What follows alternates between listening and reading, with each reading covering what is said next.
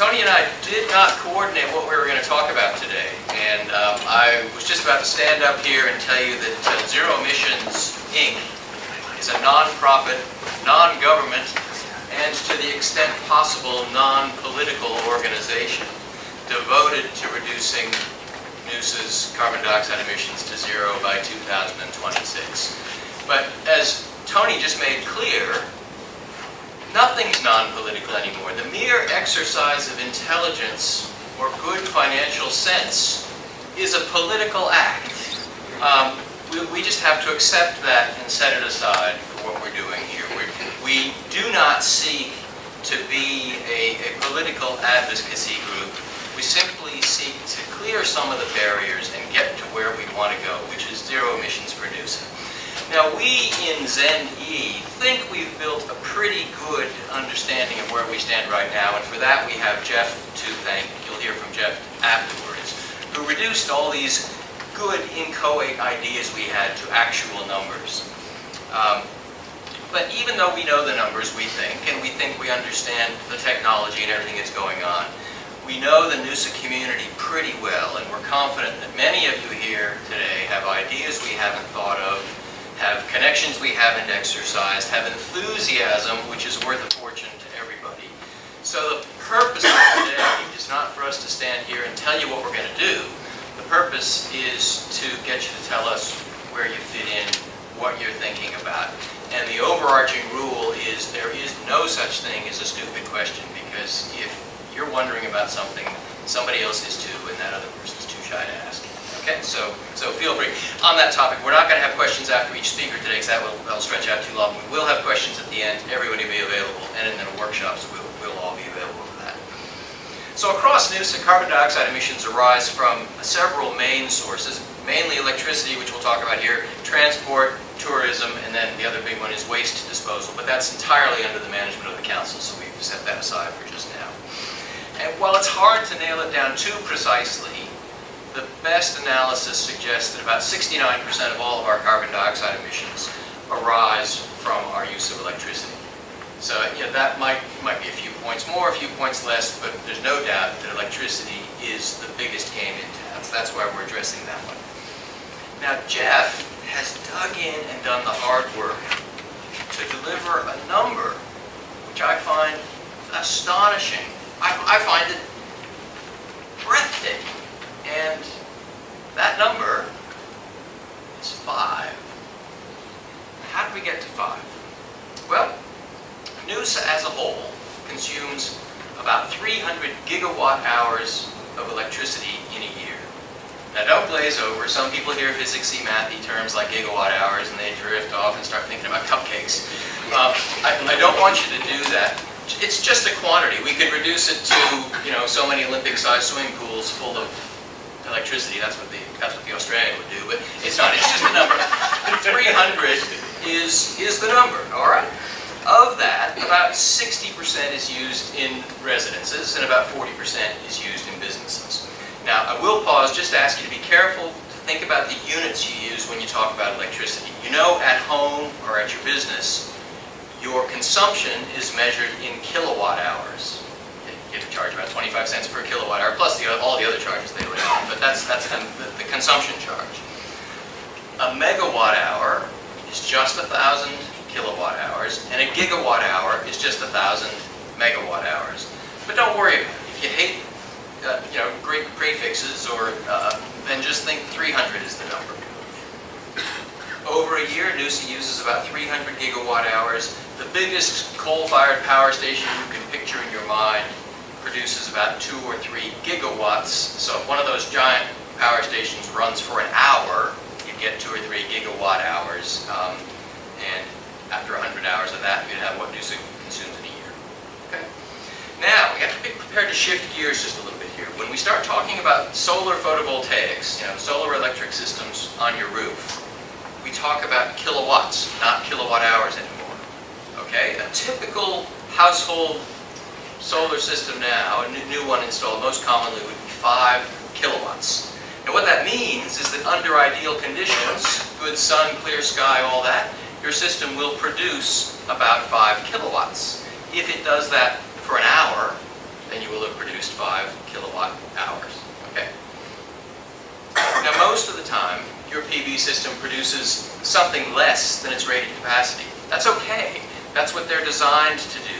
How much they produce in a particular second or particular minute doesn't matter. What matters is how much they produce for you over the course of the day, and then over a month, and over a year. So that typical household system that's going in now at 5 kilowatts will produce a year-round average of 20 or 30 kilowatt hours per day. So if you look at your electricity bill, you can see about how many kilowatt hours you use in a day. Mine comes from AGL, and it suggests that the average dwelling, I don't know what that means, but the average as they describe it, uses 23 or 25 kilowatt hours a day. I don't know if that includes apartments and houses or what, but so that's about the scale. So that PV system on the roof will produce more in the summer when the sun's up in the sky, and higher in the sky for longer, less in the winter. But that typical system produced 20 or 30 kilowatt hours a day. So here in Noosa, homeowners have already embraced solar photovoltaics to a very significant degree. At the moment, about 25% of dwellings have some solar PV. Don't argue the 25% figure. If you take it from here, some people say 30-something. If you take it from there, they say low 20s. It's somewhere. It's pretty good. It could be better. The average size of these existing systems, because the early ones that went in tended to be smaller, is about 3 kilowatts. But as I said, the common size going in now is 5 kilowatts. Now, in sharp contrast to the residential sector, the business sector hasn't joined in much at all. As far as we can tell, maybe only 2 or 3% of business premises have any solar at all. And that's a pity, and Jeff will talk about this more, because they tend to use all their electricity during the day, when it's easiest to replace. Anyway, we'll address that and talk about how we might work on changing that. So as it stands now, Noosa has an installed base of solar collectors up on the roof already of about 25 megawatts. That's 25,000 kilowatts of capacity. Quite a lot. That's already equivalent to a small but significant power plant. And it certainly helped contribute to not building another coal-fired power plant up here and not having another swathe of bush go to the power lines needed to supply that into us. Okay, so that 25 megawatts of installed capacity produces about 50 gigawatt hours per year. Tweaking here. Okay, I draw your attention back to Noosa's total yearly consumption of about 300 gigawatt hours per year. The installed base of solar PV in Noosa already there already produces about 1/6 of Noosa's total electricity consumption. So turn that number around, and you realize that to produce an amount of electricity equal to Noosa's total annual consumption, we only need about 5 times as much solar photovoltaics as are already installed. And 5 times is nothing for a technology-based product whose cost is falling fast. I paid $2,500 for my first car phone, which was the only sort of mobile phone there was, plus $400 installation, back at a time when nobody had them. I had a good business excuse. I wasn't that kind of guy. But by the very next year, the equivalent phone cost half as much, and 5 times as many people had them. Or how many people here had an espresso machine in your house 5 or 10 years ago? A couple. How many have them now? Well, 5 times as many, I'm pretty sure. 5 times is just nothing in this kind of market. Now, I appreciate there are some additional issues to consider than just producing as much electricity as we consume. We have to think about the timing of electricity production and the demand for electricity. That's always going to be an issue. We'll have to incorporate some energy storage, but I think you might be surprised at how little that takes. And we'll have to incorporate some demand management, adjusting when people draw power. But as a first and essential step, producing as much electricity as we use will be a magnificent achievement. The whole point of today is to get the clever and capable people of Noosa on board to make sure we achieve this as quickly, as efficiently, and as cheaply as possible. So that's your job. We're going to help us figure that out. Now, I know perfectly well this first step won't by itself do anything to resolve the ridiculous political situation which poisons and perverts every discussion of electricity in Australia. But it's a positive step, and it puts us in a good position without having any specific political objective to simply make sure Noosa is well treated as we go forward. By making Noosa self-sufficient in electricity, or even just nearly so, we create options and we gain leverage. A community which shows the resolve to take control of its own electricity supply is one which will be treated far better by the big electricity retailers and by the regulators. A community which shows this sort of resolve will attract more clean businesses and the high-paying jobs that go with them. In my volunteer work as a mentor with Business Mentors Noosa, I've come to know a number of businesses with surprising numbers of good, high-paying jobs hidden away in upstairs office space around Noosa Junction and in all sorts of unlikely places. And most of these could be located anywhere in Australia, and many of them could be located anywhere in the world. And they're here in Noosa, generating 3, 4, 5 high-paying jobs here in Noosa, because this is where the proprietors of those businesses want to live. They like the Noosa lifestyle, they like the vibe, they like the forward-looking nature of much of the community. That positive, confident attitude, the same one which will lead Noosa to take control of its energy future, is exactly the sort of thing such business owners respond to.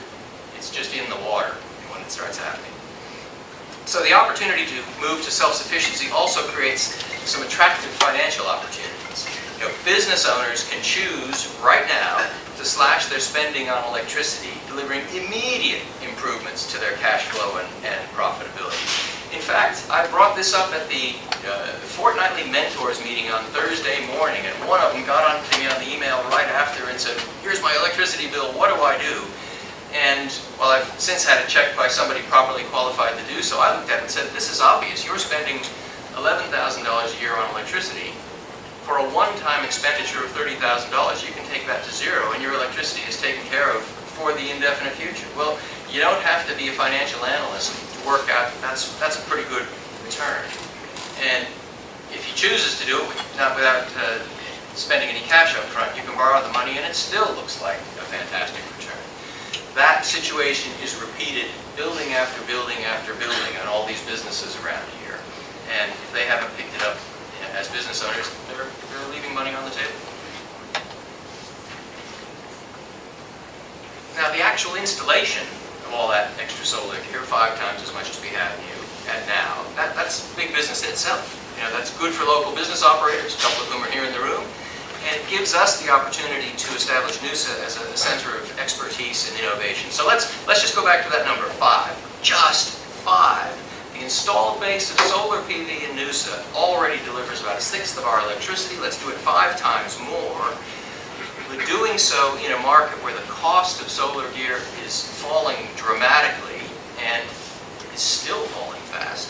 And the cost of battery storage is falling along an even steeper curve. So installing 5 times as much as we already have is going to be easy.